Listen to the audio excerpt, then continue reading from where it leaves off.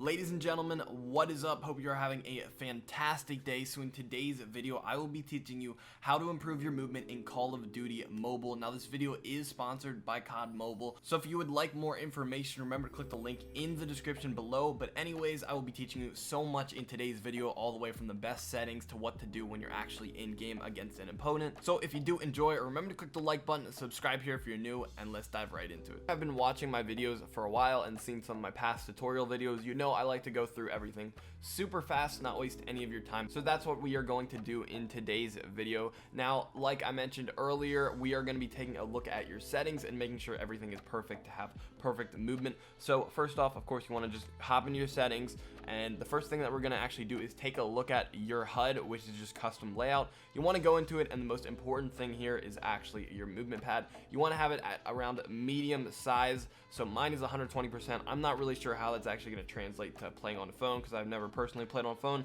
I've just played on iPad, and I like to just have it so it's not too large, not too small, and my thumb can pretty easily always hit it whenever I place it down on the screen. So try to play around with that as much as possible, just until it feels good for you personally. So once you're done doing that, you want to go over to the basic section under your settings, and the first thing that you want to check on is fixed joystick. This means that your joystick is never going to move. It's going to always be on the same portion of your screen, so it's always going to be in the same location, and that is really important just to get your muscle memory used to it. And if you haven't already, I would check on all the other settings that I also have on and turn everything off that I have off. I would just highly recommend it. This is what I've been using forever. Now, the second most important thing here is sprinting. Do not have always sprint on. You don't want to always be sprinting. You want to be able to stop whenever you need to, but I like to have my sprint sensitivity turned up super high. So mine's at 89, and it can only go to, I believe, it can only go to 100 max, so I have it 10 below the max, and that is because I love to always be sprinting around in this game. That is really important.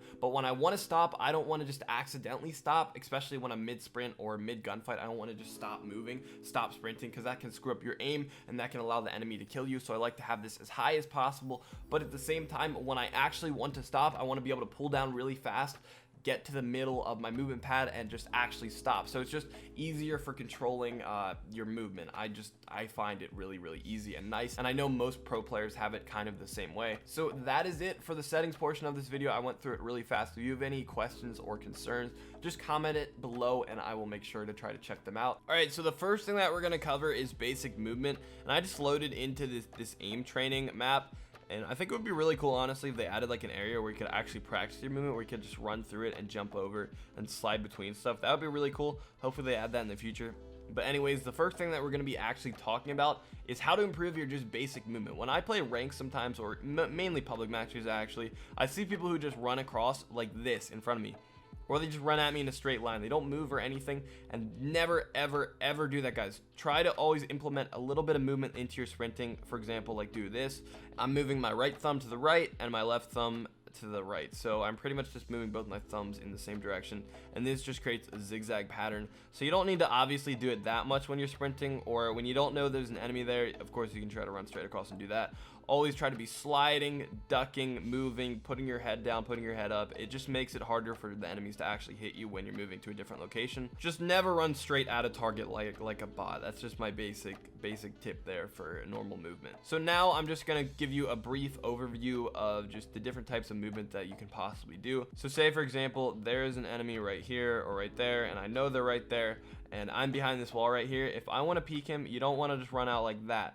That's bad, because he's probably just going to easily gun you down because you're easy to hit. You're just slow peeking around the wall there. So what you actually want to do is you want to sprint, click the slide button right before you come out in front of the wall, so right before it. So when you're coming out, you're already actually ducked, because you don't want desync to happen. So say for example, you click the crouch button when you're right here, then he's going to actually see you standing up for a bit, and it's going to make it easier for him to shoot you. But if you click the crouch button before you actually peek, you're going to come around to actually sliding down below this corner here, which is going to make it a lot harder for the enemy to actually hit you, because you're going to be moving faster and you're going to be lower on the ground. And at the same time that you're sliding, you want to whip your aiming finger all the way around to where you can actually see him. So I'll just do it right here like that, and you can just slide around this corner and whip up to aim at him. So that is just pretty much the most basic peek. Now we're going to move on to jump peeking, and I don't actually do this that often anymore, just because I honestly think it's a little bit worse, because your whole entire body is showing and you're actually moving slower up in the air. But of course, it's really simple. You sprint,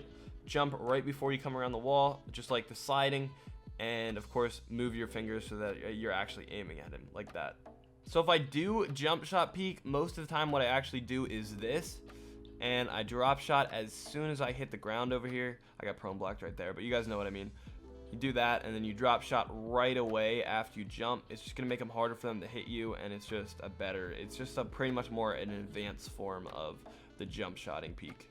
Another form of the slide peek is of course to slide and then click the jump button halfway into your slide. That means that you'll be sliding and you'll be coming up kind of on an angle and jump and launch in front of them, and it's gonna make it just a lot harder for them to actually hit you if you do this correctly.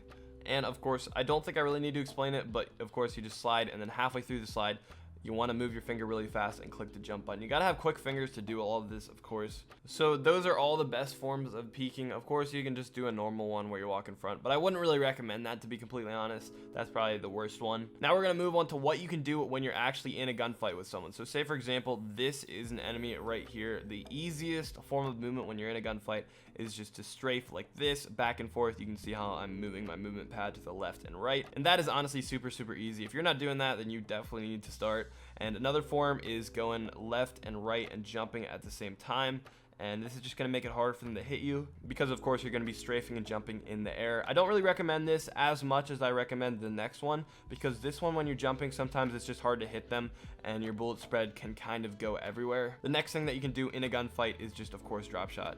So like this, there we go. That's just a drop shot version, super easy. Did I just start the mission? Rip. And when I drop shot, guys, I always try to get up as fast as possible. So I start shooting, and then I get up, and then start shooting again, and then get up like this. And honestly, just practicing this and then maybe sliding sometimes is really important. I would just go into this firing range area, and I would just practice doing this until you can get it successfully, and just keep doing this every time and just jumping back up.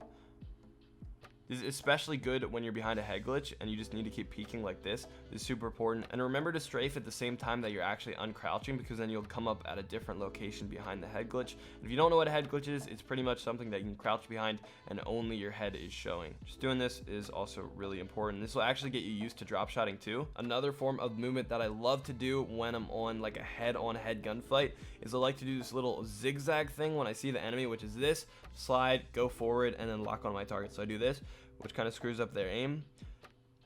It's just a zigzag and then slide, and then you can just lock onto your enemy, and it can actually really screw up their aim and just enable you to win that gunfight. So I'm sure a lot of you guys probably knew all about that kind of stuff. So now we're going to talk about when to actually use your movement, when to slide, when to jump, and when to drop shot, because a lot of people, this is their biggest issue, is when they're actually doing that kind of stuff. I see too many people jump just randomly, like they're behind something or they want to jump into cover, so they just jump into it. They don't like sprint into it or slide into it or whatever, because as you know, when you're sliding, it's actually harder to like lock onto a target, or even to ADS, it takes longer. So jumping and sliding at the wrong time can honestly get you killed, and it actually does slow down your movement. Especially jumping, you're not going to get to a location as fast as you possibly can. So guys, work on when you're jumping. You should only really be jumping and sliding when you're in a gunfight or you just got out of a gunfight. So like I said earlier, I see a lot of people say, for example, I want to get behind this wall, I jump behind this wall, or I just slide behind this wall. Sliding is completely fine, but jumping is not, because it's going to take longer for you to get behind here, and your whole body is actually going to be showing for them to kill you. So my biggest tip for getting used to when to slide and jump shot